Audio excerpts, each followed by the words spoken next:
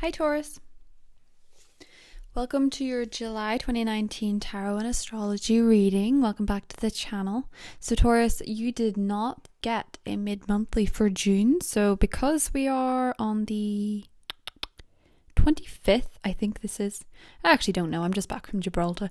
But you're going to get a July reading straight off the bat because there was no point in doing 1 week left when July was actually so prominent in all of the readings anyway that I thought it would make sense to just go straight in because we have 2 eclipses in July.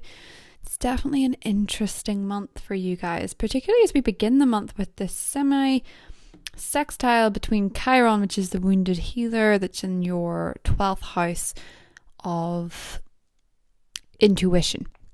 Uranus in your sign is sextiling Chiron. So without being too specific of the details, it's more about the vibe we're going with. You may have unexpected insights into your own psyche, into your own mind that you will draw upon for the rest of July, especially during eclipse season, because you'll be developing this understanding of yourself, your subconscious, your desires, where you need to be healing yourself on a psychological level. Because typically, Taurus, if you realize since Uranus went into your sign that you've been having bouts of intense anger or intense sadness, unexpected erratic behavior, a lot of it can probably be traced back to some point in your life. You know, that red rag to the bull is typically indicative of a past event that needs some seeing to. And Uranus in your first house, semi-sextiling Chiron is kind of telling me that maybe you have some sort of insight that gives you a better direction. Now, Mars enters Leo, Venus enters Cancer, Mercury goes retrograde in Leo, enters Cancer. The very end of the month, Venus enters Leo along with the Sun, the new moon. So there's a lot of activity going on in the late July that we'll get to in the mid-monthlies. In fact, we'll get to the full moon energy onwards in the mid-monthlies. For now, I kind of want to talk to you about everything else because Chiron, as I said, in your 12th is going to go retrograde in that area. The 12th house has been known with retrogrades. 12th house has been known to bring back the past. Before you worry too much about whether it means a specific person, it means an opportunity, or it means a painful memory or painful experience, bear in mind that with the retrograde energies in the sky, including Mercury, because Mercury and Chiron are both in fire signs, and fiery energy in you, Taurus, can feel a little bit like scorched earth at times. Venus entering Cancer is going to be a relief, just put it that way. It's going to be a lot less meh, I think, than Venus in Gemini has been for you. You might have actually felt when Venus was in Gemini that you just didn't quite click with people as well in some instances because it just wasn't doing much for you. It is your ruler and it is a lot more comfortable, I think, in Cancer. It's going to be a lot more emotionally pleasant. Let's put it that way. Not that Gemini isn't. But with the lunar eclipse in Capricorn and the solar eclipse, because it's a total solar eclipse in Cancer, Taurus, I want you to be very prepared for somebody contacting you very much out of the blue. I guess that's where I'm going with all of this. Chiron in retrograde, Mercury retrograde, all this activity, this total eclipse in your communication sector, someone wants to talk. And they want to talk a lot. And it could be a lot of people. It could be a lot of people wanting to communicate with you. And it's tempting. A tempting love situation. Now, I'm using the Oceanic deck because it's Cancer season for most of July. The vortex is usually represented by the devil. And here we have the Lovers, temptation and choices. Someone is contacting you, Taurus, this month. Someone wants to talk this month who's very intense, and it could be a very sexual and intense connection with somebody else. Very, very much like You're tied so intensely to this person, you can't eat, you can't sleep, you can't think about anything else. There is some sort of relationship that's either incredibly exciting and intimate and crazy, or it's also one that could possibly be very, very unhealthy and addictive, and well, it's exciting. Whatever it is, it's exciting. And Taurus, it's funny, actually, as a sign, Taurus loves stability and things.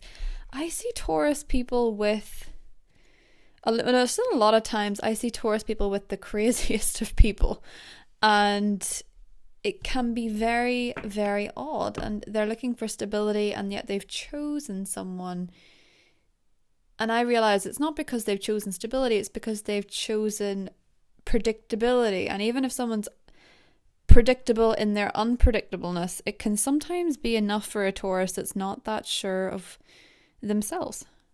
4 of Cups, boredom. So you begin the month kind of boredom. You'll regret that, because once we get into July with the eclipses and the retrogrades, you're gonna be very, very much emotionally occupied. The Star, hope. So you're hoping for a wish fulfilled, you're hoping for a change in circumstance, you're hoping for something exciting, I think.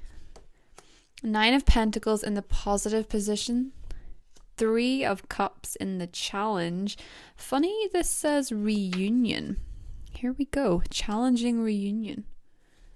What about that? And there's the Devil card again, temptation, the vortex. I like that it's called the vortex and not the devil. Let's see what comes up with that. The Lovers again. Can you believe that those 2 cards came up as the outcome with the 5 of Wands? Competition. Okie dokie. And the Queen of Cups. I'm just gonna do 2 more because I don't leave it on a cup. And partnership. Okie dokie.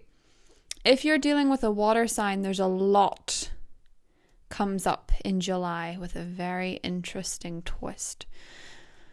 Well, Taurus, as I say, you're going into the month possibly a little bit bored of something. You're not going to be coming out of it that way, that's for sure. 9 of Pentacles in the positive position. Financially, Venus in Gemini has been good to you, and as it moves into Cancer, you're a bit more sure of where you stand money-wise. With the 3 of Cups in the challenge position, this reunion that some of you are facing or experiencing is incredibly challenging to you and your happiness. Maybe someone contacts you that you thought you didn't want to hear from, or that you knew if you heard from it wouldn't be a good thing.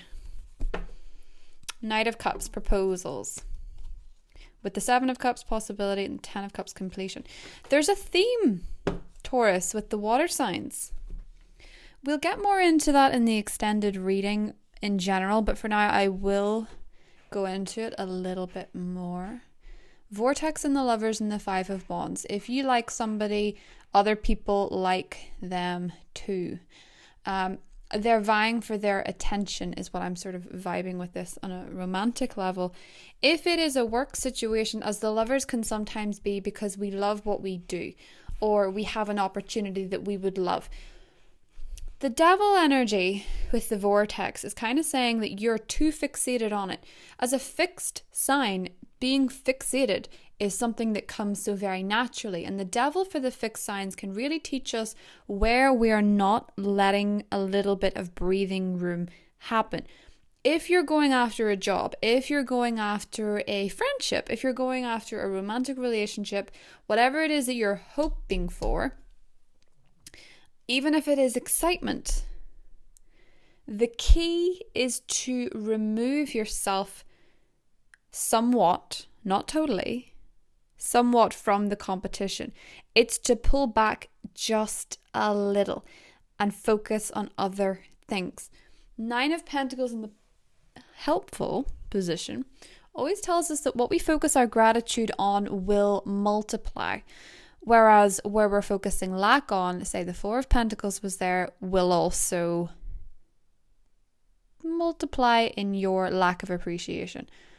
The gratitude card is telling you that you need to be very, very aware of what you have and shed your focus on one thing to many other things.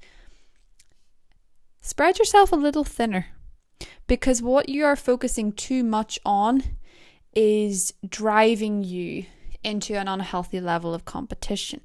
Even if you like someone who's treating you like an option, your best bet is to remove yourself from that person's view just a bit. Because if you're dealing with a water sign, they will choose you. Whatever that is. Water signs in your life, Taurus, this month are choosing you. They're supporting you and they're mirroring you in an equal sense. So what you need to do to bring this back to balance is to, as I say, remove yourself ever so little from the competition, because this eclipse in your communication sector means that people that don't communicate with you authentically will be eclipsed out. More likely because that's what you want to do. For the people that are communicating with you a lot, it is bound to change somewhat anyway. With this eclipse because it's a total eclipse and it's in the sun, and the sun can very much suggest our ego-based feelings. And to see a total eclipse there means that if there's a situation in your life where you are drawn to this person and you're in communication with this person because it's a boost to the ego or you're a boost to their ego, the eclipse is going to shift the dynamic. As I say, because you're dealing with Cancer energy, as this eclipse is in at the beginning of July, your energy is going to be very much complementary to the water signs. Do you know what I'm saying? It's Cancer energy. Cancer is someone who leads with the heart. So to have an eclipse there means that your heart-based decisions are going to be shifted. Now, I also want to point out that Mars being in your homely sector can create tension within the family dynamic within your home. As I say, if tensions are running high and you feel like it's a competition, take space. You know, Aquarius with the star card is very much the sign of space, and you need it even if you think you don't. If all is not well on the farm for a Taurus, you need to roam the fields. Okay? You need to roam in nature a little bit more. The Queen of Cups and the Two of Cups suggests a partnership based on mature emotional sensitivity and emotional compatibility. And as we know with the earth signs and the water signs, there is typically, unless the moons are not well aspected, a very strong level of compatibility.